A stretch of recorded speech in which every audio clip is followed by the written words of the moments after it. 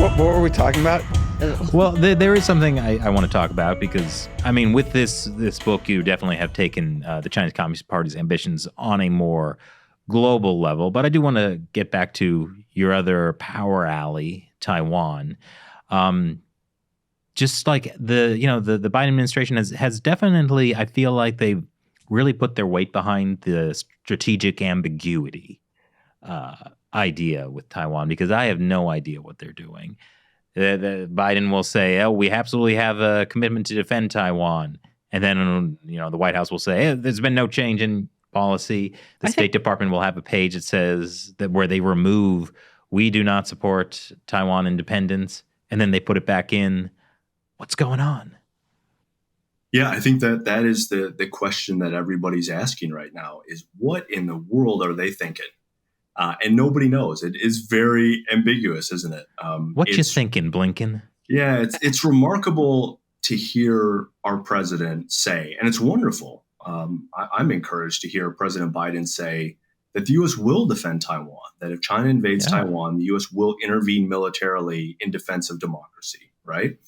But then to have all other officials in the administration, from the State Department to the Pentagon to the National Security Council, and then to have them water it down or deny it or pretend like the president didn't say what he said, or to pretend like he didn't mean what he said, even though he said it 3 times now publicly, very, very public forums, and very actually quite clearly. And what's also strange is that the U.S. government is not preparing accordingly. That you would think that if our national objective was to defend democracy and to make sure Taiwan does not get invaded, President Biden would pick up the phone and call President Tsai when dozens of Chinese bombers are flying towards Taiwan or around Taiwan on these very coercive operations that they're undertaking. But to our knowledge, that's not happened. There's not been a single phone call between President Biden and President Tsai Ing-wen of Taiwan. There's not even been a tweet. In fact, last summer, when the State Department had this campaign on Twitter where they were talking about all the countries in the world that have received free COVID vaccines from the United States, no strings attached, no political strings attached, there was a list, and Taiwan was on that list because the U.S. government's given Taiwan millions of Moderna shots. And initially in the tweet, you saw Taiwan's flag there, along with the name of the country and the number of vaccines that have been delivered by the U.S. government to Taiwan. And then within days, they took it down. And so Taiwan was the only country that they listed that had no flag. It was flagless. And this happens more recently when USTR has met with their Taiwanese counterpart in Taipei to talk about trade issues, bilateral trade issues. And you can see in the back of their Zoom call where the U.S. government official often will have an American flag pinned on their lapel, or they'll have it in the background. In fact, I should get an American flag for my office here. You guys should too. We should all have American flags. But you won't see that. You won't see that with the Taiwanese. The Taiwanese are told by the U.S. State Department that they cannot wear ROC flags on their lapel, and they cannot have them in the backdrop if they want to have meetings with U.S. government officials. See, this is so insane to me.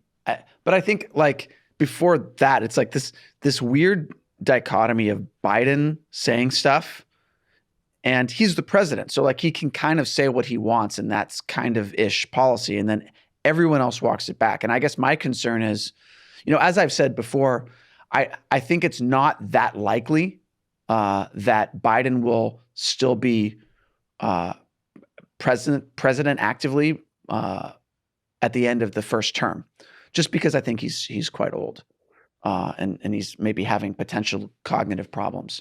So when President Harris sort of inherits this, right? Like is she going to inherit Biden's like personal views, or is she going to inherit this huge pressure of like what the administration, the rest of the administration wants our Taiwan relations to be? Yeah, I mean, I think it is pretty clear that Biden probably personally wants to defend Taiwan, like he wants the U.S. to defend Taiwan. But there is, I think this is kind of what you're talking about in the China policy community, Ian, like that, like at war itself with itself thing going on, right?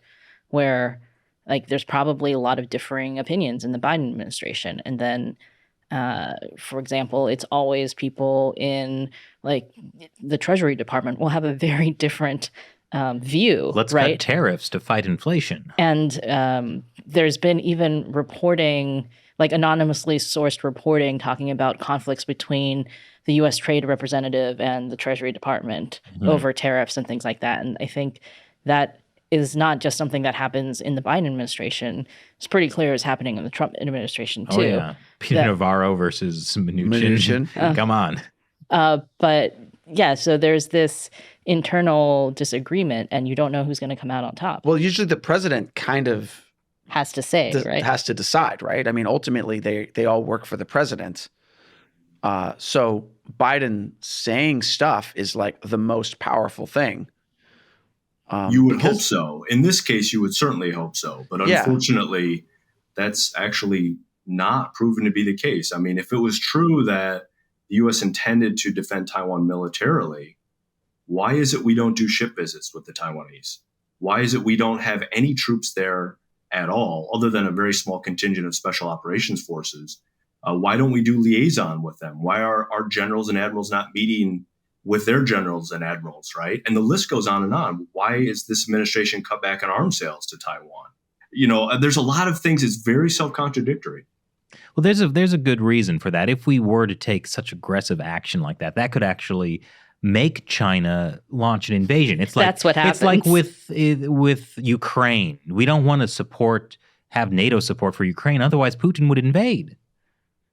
Yeah, no, it makes a lot of sense, Chris. Yeah, that's the crazy logic that unfortunately exists. I mean, when I was doing research for this book, the Final Struggle, I have a chapter where I talk about the way in which the Chinese Communist Party and actually the Chinese military-industrial complex has been able to infiltrate U.S. critical infrastructure. One of the things I came across that just blew my mind was that you have a Chinese defense company, state-owned enterprise, so it's literally an arm of the Chinese government, that is selling gantry cranes that dominate every single container port in America today. Every single one. All of our major container ports use these smart automated gantry cranes that are made by China's defense industrial complex. What's even crazier about that is the parent company to that company. So the company's ZPMC, the parent company, which is the whole owner of ZPMC, is China Communications Construction Corporation, CCCC. And that company is actually blacklisted by the Pentagon. In the summer of 2020, the Pentagon said, this company is blacklisted. It cannot do business in the United States because we know as part of China's military-industrial complex. This is the same company that built those artificial islands in the South China Sea, which have now been heavily militarized. It's the same company that is in actually engaging with the PLA in preparations to invade Taiwan, because what they do is they take a lot of their ships and they'll mobilize them. They're all considered reserve assets, and the Chinese military can come in and take them over and use them for military operations. And they do this regularly. They train to do it regularly. But in this case, they gave the wholly owned subsidiary of the company a pass. So they continue to sell their gantry cranes to cities and port authorities across America and across the world as well. So you're saying that with all these ports in the U.S., they've got these smart, like software operated gantry cranes. Are you suggesting that maybe like we don't update the software?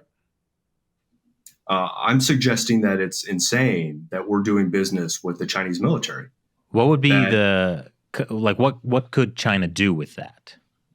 Well, the first thing they're going to do is they're going to take the money that our port authorities are giving to them. So Seattle, Long Beach, Savannah, Miami, that they're actually helping this company make money, and they can take that money and they can invest it into military operations and intelligence gathering operations. They can use it to beef up their concentration camp network in China.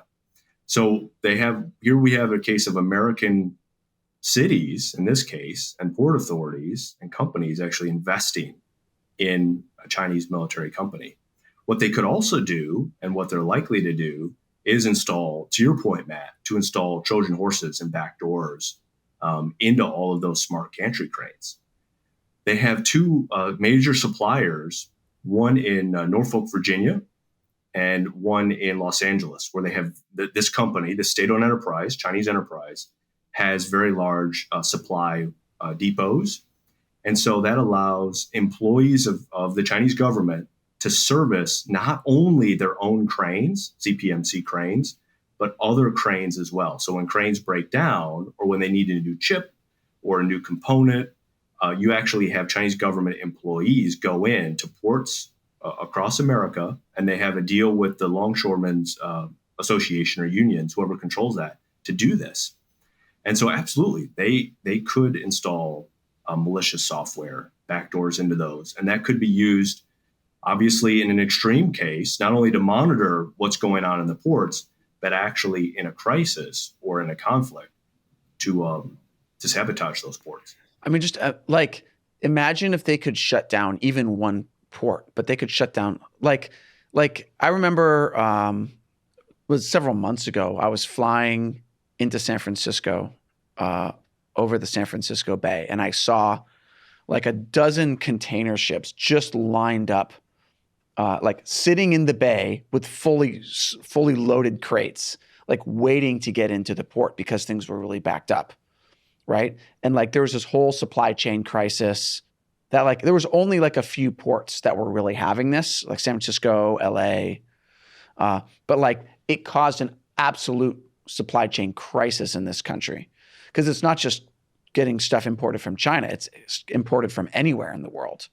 Right. And even imported from other parts of the United States taken by ship. So like to be able to even temporarily, even for like one day, you can shut down the ports. It's like, it's just, we're so reliant on it. It's unbelievable I just marvel at the raw power of stupidity. Yeah. I mean, at the end of the day, it should be common sense, right? It's just common sense. If you're the US and you say this other country is hostile and it's an authoritarian rival state, that you don't buy equipment from their military and you don't plug that equipment into your port facilities. But Ian, it's slightly cheaper. It is slightly cheaper, and that's the problem. And so I actually asked the Pentagon about this, and they said, yes, this is a significant concern. But to the earlier discussion, they just get one vote. And other arms of the U.S. government, it's an interagency process, and others also get a vote. And at the end of the day, they often vote for whatever is cheaper. They let the market dominate. They let the market decide, as do many companies around America. And when you do that, you're in a space now that can be manipulated, and you can become prey for predatory Chinese economic policies because Chinese companies don't have to make a profit. They're supported by the state. What their task is to dominate market, to undermine their rivals, ultimately to take over their rivals, the way GE Appliances has been taken over by its Chinese state-owned enterprise rival, Haier. So even though it still says GE Home on it, when you buy an oven or a washer dryer or anything else for your kitchen, that's actually you're buying from the Chinese government. The same has happened for personal computers in America. So Lenovo dominates that space. Lenovo is a military-linked company that's been blacklisted by the Pentagon, but they dominate the commercial market. And that's happened to so many of America's leading commercial enterprises because the U.S. government has allowed it to happen and the U.S. Congress has allowed it to happen, convincing itself that we should just follow market imperatives. That's fine if you're dealing with other capitalist countries that follow the same rules and have the same norms and beliefs that you do. That's fine if you're dealing with another country that actually respects the World Trade Organization. In China's case, that's not the case at all.